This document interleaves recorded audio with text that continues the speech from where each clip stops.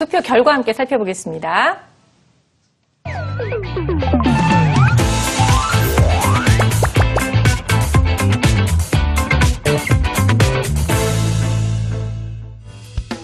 과연 어떻게 나왔을까? 네. 세 번째가 많았어요. 그러네요. 대화하려고 하지 않을 때.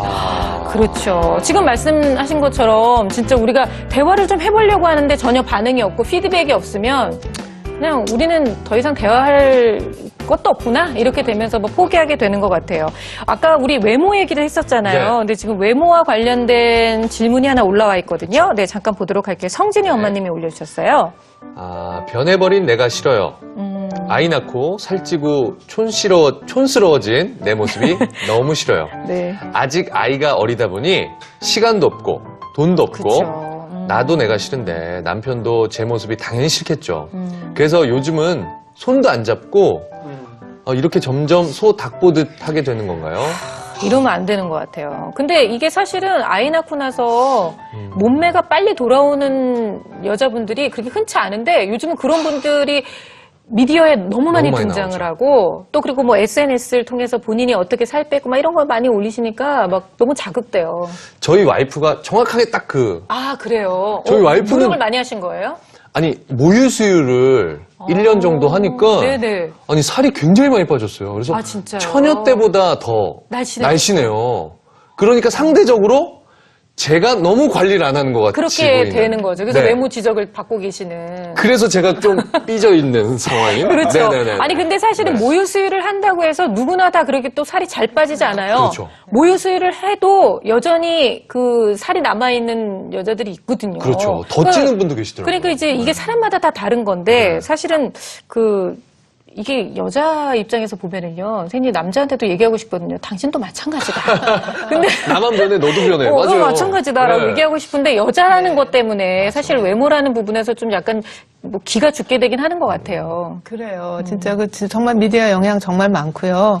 그런데 이제 우리가 여기에다 시간의 차원을 좀 넣어야 되는데 네. 아이를 낳고 나서 이제 지방이 조금 늘어나는 거는 그러니까 근육 대신에 지방이 늘어나는 건 예전에 음식이 부족한 시대를 몇백만 년 살아왔기 때문에 우리 몸의 진화 속에 있는 프로그램이거든요. 그러니까 그거는 인정을 하되 네. 그러나 또 현대인 다르기 때문에 그래서 저 같은 경우는요. 첫째 애 낳고 나서는 네. 정말 빨리 이제 원상복귀가 됐는데 두 번째는 아무래도 배가 두 번 불렀다 나니까 이게 신축성이 잘 안 되잖아요. 그렇구나. 그래서 제가 아예 임신 동안에 저희 남편한테 이제 이렇게 부탁을 했어요. 아기 낳고 나서 3년 동안은 내가 내 몸 관리보다는 아이에게 충실할 테니까 그때는 아예 몸에 대해서 언급을 하지 말아라. 네. 너무 좋은 방법이에요. 네. 근데 이제 한 2년 반까지는 잘 지키더라고요. 그 사이 저는 뭐 고무줄 바지 입고 뭐 트레이닝 입고 막 그랬어요. 근데 한 3년쯤 됐을 때 저희 남편이 요새는 맨날 고무줄 바지만 입네 그러는데 그 말에 내가 제 약속을 기억을 한 거예요. 그래서 오케이 이제 알았어. 이제 애도 이제 그 정도 되니까 충분히 자기가 혼자 아장아장 잘 걸어다니고 또 유학원도 가고 하니까 그래서 내가 오늘부터 내 운동할게. 그 대신 내가 운동하는 동안에 아이랑 놀아달라. 그러고 나서 운동했습니다. 네, 그러니까 그거를 이렇게 우리가 타임이라는 것을 하나 추가를 하면 그 자체를 우리가 지금 내가 몸이 망가지니까 이러고서 이렇게 불안해할 필요가 없어요. 그래서 3년 동안은 정말 충분하게 내가 아이들과 정말 뒹굴고 뭐 정말 같이 아무런 그런 신경 안 쓰고 할 수 있었던 거가 네. 서로가 약속이 있었거든요. 근데 사실 최성희 박사님 부부를 저희가 이제 또 방송에서도 만나 뵙기도 하고 또 많이 또 알긴 하지만 두 분은 왠지 저렇게 사실 것 같아요, 평생을. 왜냐면 아까 뭐 2년 반 됐는데 고무줄 바지 얘기가 언급을 했다. 그럼 보통 여자들은 아직 6개월 남았다고 이렇게 얘기를 하는데 선생님께서 나의 약속이 생각이 났어요. 이렇게 얘기해. 이게 참 쉽지 않으시니까 이게 인성적으로도 뭔가 좀 잘 두 분 다 또 현명하신 것 하고. 같아요. 그러니까 참 부부러운 선배들이 부부세요. 많았어요. 우리 양쪽에 누나들도 그러니까 저희 남편의 누님들도 많고 저도 언니들이 많아갖고 선배들 하는 걸 이렇게 보면서 저렇게 하면 좋겠다. 저런 건 하지 말아야 되겠다. 이렇게 예습을 좀 한 거죠. 네네. 근데 지금 많은 분들이 원상복귀 안 되고 계시다고. 그렇죠. 원상복귀 쉽지 않. 뱃살을 잘라버리고 싶다. 어머니 왜 그러세요? 아이고. 슬픈 몸매라니요. 네네네. 우리가 아이를 예쁘게 키우느라고 어쩔 수 없이 이렇게 된 거예요. 블랙 스완이 얼마나 스완처럼 되고 싶으시면 지금. 살찌는 네, 어머님 너무 모델 이해합니다. 고민이라고. 근데 뭐 살도 살이지만 지금 사연의 고민 중에 하나가 요즘은 손도 안 잡는다고 얘기했어요. 그 문제죠. 스킨십이 사실은 한 번 안 하게 되면 계속 안 하게 되는 거잖아요, 선생님. 참 그렇습니다. 그리고 우리도 일종의 포유류잖아요. 네. 포유류는 이 피부 접촉을 해줘야지 스트레스가 떨어집니다. 진짜요? 예, 그리고 또 이상하게, 근데 참 이상한 게, 여자들은 스트레스를 받으면 옥시토신이 더 나와서 연결을 하고 싶고, 네. 남자들은 스트레스를 받으면 도망가고 싶어 해요. 오. 싸우거나 도망가는. 그러니까 이제 도망자와 추적자의 관계가 생기기 쉽거든요. 쫓기는 네. 그래서 남자에게도 바소프레신이라는 그 연결 호르몬이 나오게 하려면 6초만 안아주거나 쓰다듬어주거나 예, 길게 하지 않아도 한 6초만 쓰다듬어주면 여기서 스트레스가 떨어지면서 이런 그 연결 호르몬이 네. 나옵니다. 그럼 바람도 잘 안 핀대요. 연결과. 겨우 6초만 하는 해도. 예, 바소프레신 그래서 심지어는 요새 그 외국에서 바람 못 피게 하는 바소프레신 혹은 옥시토신 스프레이를 개발하면 어떨까 뭐 이런 말이 나올 정도로 야. 예 근데 이제 그거는 우리 인간은 뭐 그거보다 훨씬 더 복잡한 그렇죠. 존재니까 네네. 그래도 한 가지 그런 쉬운 방법이 있다는 거죠. 그래서 하루에 한 6초 정도만 네. 뭐 아침에 헤어질 때 저녁 때 만날 때 그냥 잘 다녀왔어라든지 쳐다도 안 보고 이렇게 하는 것보다 잘 와줘서 고맙다든지 예, 그렇게 한 6초만 가만히 안고 있어도 연결 호르몬은 막 나옵니다. 네. 저 집에 가서 해볼래요. 60초도 아니고 진짜 6초에 6초인데. 6초 겨우 진짜. 6초 투자할 수 있잖아요. 네. 6초를 투자 못하는. 맞아요. 나가기 전에 한 6초만 투자해서도 네. 우리가 부부관계가 회복된다면 얼마나 좋겠어요. 이수경 선생님은 또 우리 이렇게 어떻게 하면 또 회복이 될 수 있는지. 그래요. 이제 이런 경우에는 이제 본인 스스로 그 자존감이 떨어지면서 스킨십을 거부할 수도 있죠. 내 몸에. 그렇죠. 자신이 아내 없어서. 스스로가 그럴 수도 있고 맞아. 또 남편의 입장에서 아내의 변한 모습에 스킨십을 하고 싶은 마음이 안 들었을 수도 있잖아요. 네. 근데 스킨십은 의도적으로 더 자주 해줘야 돼요. 박사님 말씀하신 것처럼 사람의 피부는 스킨십을 잘 안 하게 되면 네. 이게 그 건조해져요. 그래요? 네, 그리고 탄력성도 떨어져서 진짜요? 빨리 늙어요. 노화가 빨리 돼요. 그래서 의도적으로 스킨십을 더 해주셔야 되는데요. 네. 우리가 스킨십하면 꼭 성적 목적으로 얘기를 하잖아요. 그게 아니고 평소에 손을 잡는다든지 허그를 한다든지 허리를 감싸 안는다든지 이런 거를 많이 해주시는 게 좋아요. 네. 그러면 서로의 마음도 열리고 피부도 반응을 하고 부부관계까지도 발전할 수 있어요. 네네. 이런 사례도 있잖아요. 부부싸움을 하고 몇 달 동안 소 닭보듯 하던 부부가 있었어요. 그런데 그 부인이 부부 세미나에 오셔서 스킨십의 중요성에 대해서 얘기를 듣고 네. 집에 돌아가서 TV를 보고 있는 남편 뒤에 다가가서 말없이 목을 주물러 준 거예요. 남편이 얼마나 처음에는 큰 용기를 내셨겠어요. 남편이 처음에 소스라치게 놀라면서 어머. 사양을 했는데 아내는 모른 척하고 계속 마사지를 해줬어요. 네. 둘째 날도 셋째 날도 해줬어요. 넷째 되는 날 아내가 또 해주려고 하는데 그때 남편이 네. 이리 와 오늘은 내가 당신 해줄게. 라고 해서 감동이다. 네. 남편이 아내를 주물러 주기 시작했는데요. 아내가 남편 품에 안겨서 울고 말았어요. 그날 무슨 일이 벌어졌는지 아세요? 나도 눈물 날 것 같아. 괜히 눈물 날 것 같아요. 저도 괜히. 그날 그 부부는 몇 달 만에 뜨거운 사랑을 나눴습니다.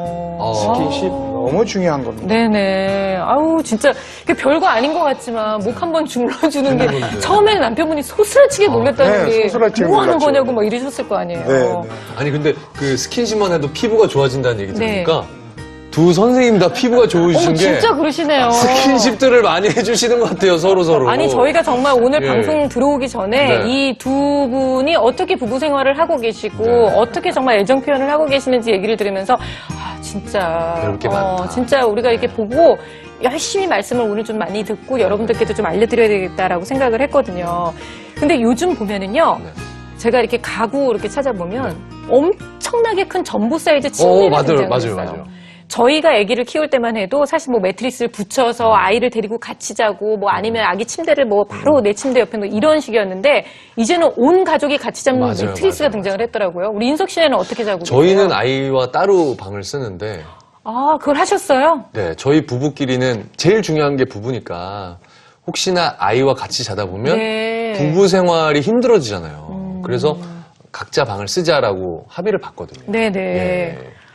그렇구나. 근데 사실은 요즘 이렇게 아이를 데리고 자고 아이를 데리고 자다 보니 부부가 따로 자는 경우가 굉장히 많거든요, 선생님. 맞아요. 이게 좀 그렇죠. 문제라고 봐야 되는 거죠?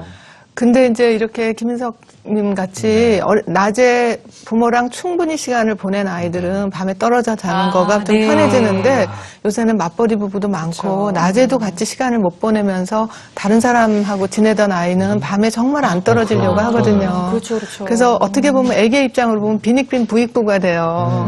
그러니까 못 받았는데 더 못 받죠. 징징대고 매달리고 하니까. 충분히 받으면 잘 자니까 더 이쁨 받고. 그렇네요.